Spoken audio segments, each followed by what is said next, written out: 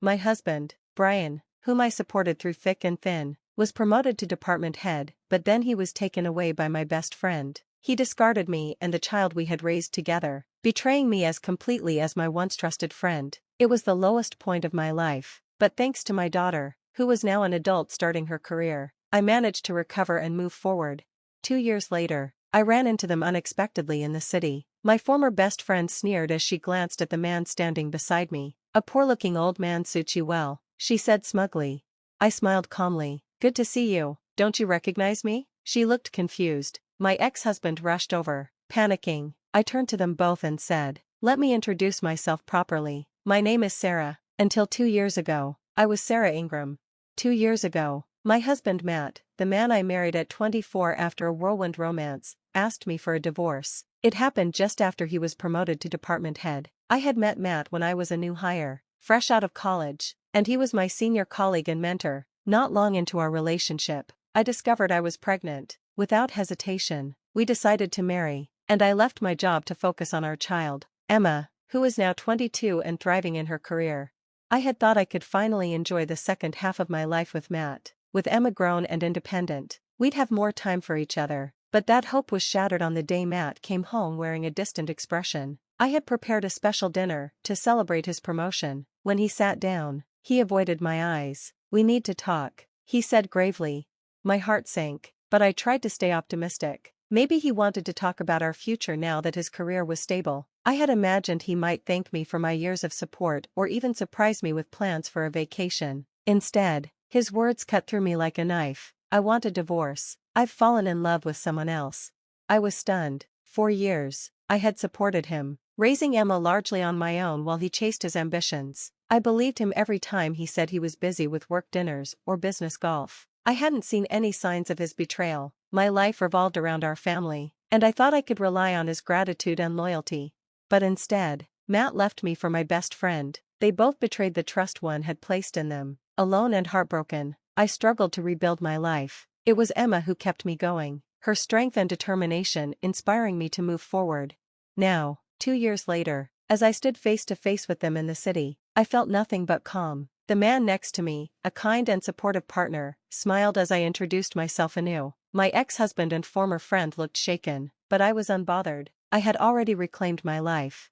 I chose not to complain and supported Matt from behind the scenes. I had witnessed firsthand the challenges he faced after our unexpected pregnancy and my decision to resign from work. One of Matt's superiors once said, "He's a rookie with a slow work pace, but he sure knows how to get a woman pregnant fast." That stung both of us deeply. Matt faced constant criticism, and not all of our colleagues supported our decision to get married. Despite this, he endured the judgment and worked tirelessly to prove himself. His dedication eventually paid off with an early promotion to department head. I wanted to ensure his success reflected well on both of us. I went out of my way to choose thoughtful gifts for his bosses and their families, even when it took extra effort. At company events, I smiled politely, aware I was being judged for leaving work early or stepping away from my career. I didn't mind. I did all of it because I believed in him and wanted to see him succeed. But rather than thank me for my unwavering support, Matt delivered the ultimate betrayal. Until the day he asked for a divorce, I hadn't suspected for a moment that Matt was having an affair. Was I foolish? Had I been blind to the signs? I had to know the truth, no matter how painful. "Who is she?" I asked, my voice trembling. Perhaps it was just an infatuation, and he wasn't serious about ending our family. Matt hesitated before responding. "You know her. She's someone close to you." My mind raced as I tried to piece it together. Was it a former coworker? One of Emma's friends? That idea felt too absurd, too inappropriate. It would make Matt look creepy. Could it be one of the families we knew through Emma's activities, like swimming or ballet? But Matt rarely participated in those events. He didn't even drive Emma to her lessons. "Just tell me," I said, my patience wearing thin. He sighed and shouted, "It's Michelle." Michelle? The name struck me like a blow. Michelle had been my best friend since childhood, the person I trusted most. We'd shared everything, our joys, our struggles, and even our families. When Matt and I got engaged, Michelle had asked me to introduce her to one of Matt's friends. She later married him, and they had a daughter, Jessica, who was 3 years younger than Emma. 4 years, we bonded over parenting, organizing barbecues, and sharing advice. I had never imagined she would betray me like this. Memories of Michelle flooded my mind. Once, when I was holding on to some of Emma's outgrown clothes, Michelle had joked, "Holding on to these things like this? That's the sign of a toxic parent. It's just stuff. Sarah, you need to let go, or you'll be that kind of mom." Her words had stung, but I took them to heart and tried to be less sentimental. Later, I gave Michelle some of Emma's old clothes and toys as hand-me-downs. However, I struggled to part with one item, Emma's preschool uniform. It held too many memories of her first year of school. I lied to Michelle, saying I might need it for another child, and asked her to return it once Jessica was done with it. Michelle's marriage didn't last, and by the time Jessica was in kindergarten, she and her husband divorced. When she handed me back the preschool uniform, I was relieved to have it again, even though it was worn and patched, but her words stung as she handed it over. "Must be nice to be a housewife." Huh, Sarah? I'm still dating, but as a single parent, I can't give Jessica a sibling. At the time, Michelle hadn't shared the details of her marital problems. I empathized with her struggles, but I was also dealing with my own disappointments. I had wanted a second child, but Matt's long hours and lack of interest left no room for that discussion. I let go of that dream, feeling grateful that I was better off than Michelle in some ways. But now, hearing Matt utter her name, the betrayal felt unbearable. Michelle, who once accused me of still dating my own husband, had stolen him from me. "The guy you introduced me to left me for another woman, Sarah," she had once said bitterly. I hadn't denied it then, only smiled sympathetically. I never imagined she would turn around and do the same thing to me. Michelle picked a fight with me not long after her divorce. It all started because she'd asked me to introduce her to someone I barely knew, her now ex-husband. When I first met him, Michelle was immediately drawn to his looks and made it her mission to pursue him. I had advised her to take things slow and really get to know him, but she didn't listen. Later, when her marriage fell apart, she blamed me. I was confused but sympathetic, recognizing she needed a friend to lean on during a tough time. I didn't hold it against her. After her divorce, I tried to support Michelle and her daughter, Jessica, however I could. I even registered as Jessica's emergency contact at her daycare. If Jessica got sick and Michelle couldn't leave work, I'd pick her up, take her to the doctor, and look after her until Michelle was free. I adjusted my part-time work schedule to be there for Jessica when she started middle school, as she spent afternoons at my house instead of daycare. It wasn't easy, but I wanted to help.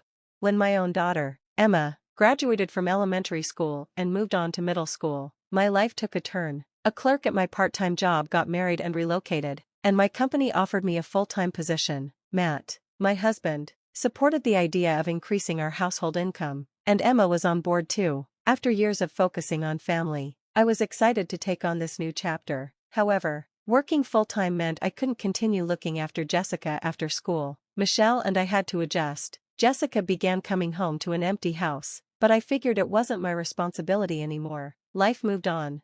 Over the next 9 years, Michelle and I saw less of each other. Although we didn't meet as often as we had when our daughters were young, I still considered her my best friend. Then, one day, Matt's unexpected words shattered that illusion.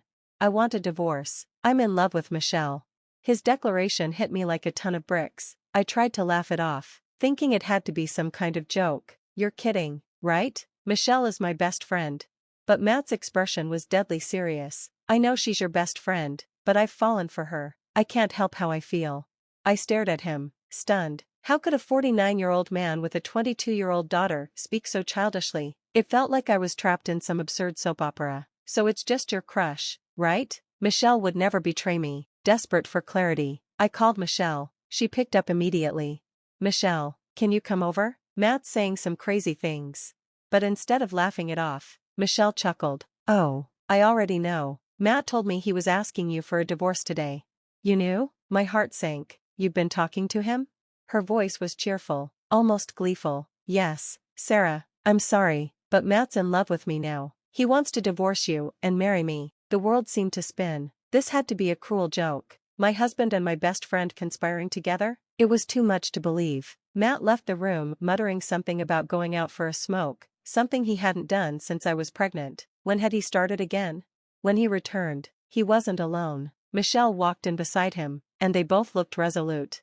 "Sarah, I'm really sorry," Matt began, "but we've confirmed our feelings for each other. Michelle is the right partner for me now." Despite her words of apology, Michelle's smirk was unmistakable. I couldn't help but snap. "Didn't you already have a boyfriend, Michelle?" You always did, even after your divorce. And some of them supported you financially. Her expression hardened. Sarah, don't bring that up in front of Matt. Those boyfriends were just temporary. The truth is, I've always loved Matt. She even mustered fake tears, putting on a melodramatic display. To my shock, Matt reached out and stroked her hair tenderly. Sarah, don't blame Michelle, he said softly, as if this betrayal was something I simply needed to accept.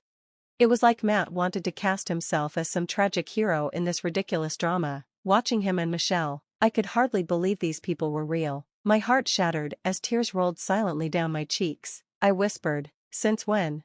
We've been meeting in secret for a long time, Michelle admitted shamelessly, but we only started talking seriously about marriage after Matt's promotion was confirmed. I felt like a fool. I had trusted them both, and now it was clear they had been betraying me behind my back. Michelle must have seen Matt's promotion as an opportunity to improve her own life and latched onto the idea of marriage. Her arrogance was unbearable. So now that you know, hurry up and divorce him already, she said, smirking. Her attitude made my tears feel ridiculous. I forced myself to respond, fine, I'll divorce him, but I couldn't resist asking, what about Jessica? Does she know? Don't ignore your daughter's feelings.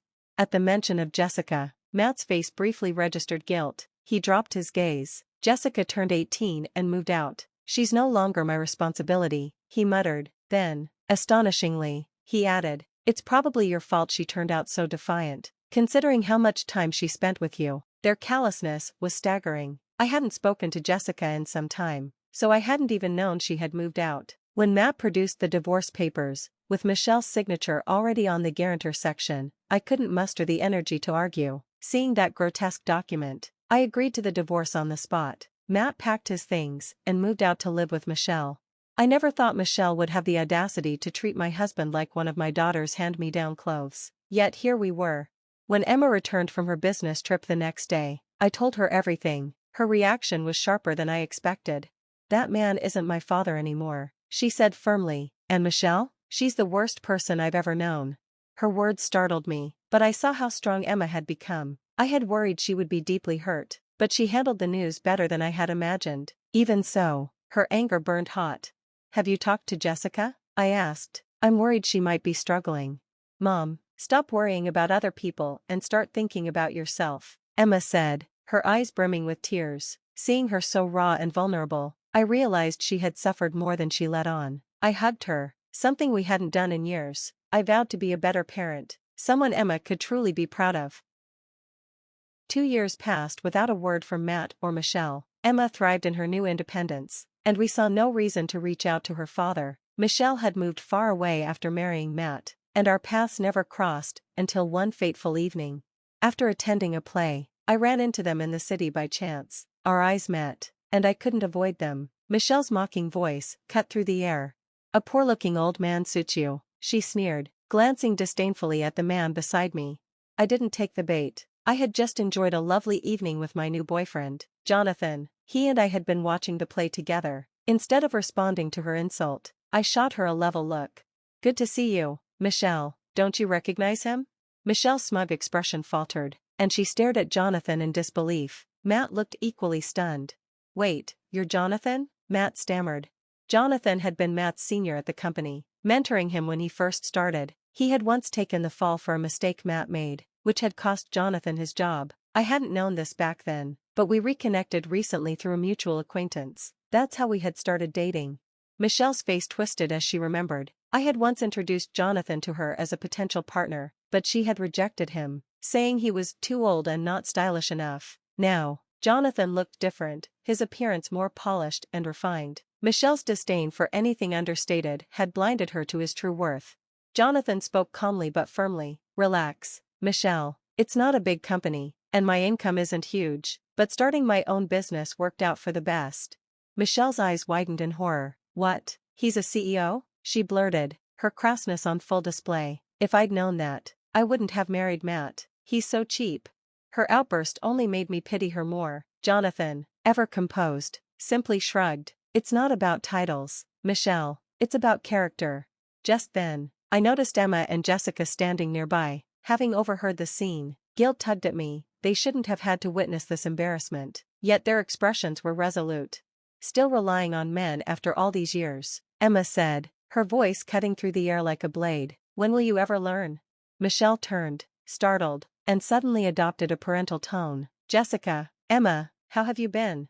But their daughters weren't buying it. Jessica, standing tall, spoke with quiet strength. I loved you once, Mom, but after the divorce, you moved us around and dated random men. It made me uncomfortable and ashamed. I used to wish Miss Sarah was my mom. Her words pierced my heart. I hugged her tightly, feeling a bond stronger than ever before.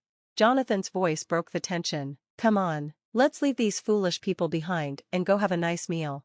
We walked away, leaving Matt and Michelle to their hollow lives. Later, I learned from an old classmate that they had divorced. Matt had finally reached his breaking point after Michelle repeatedly belittled him. Emma and Jessica grew closer, like true sisters. Jonathan eventually proposed, and I accepted. Looking back, I realized my first marriage had been a mistake, but it had led me to where I belonged. Together, Jonathan, Emma, Jessica, and I are building a new life, filled with love and laughter.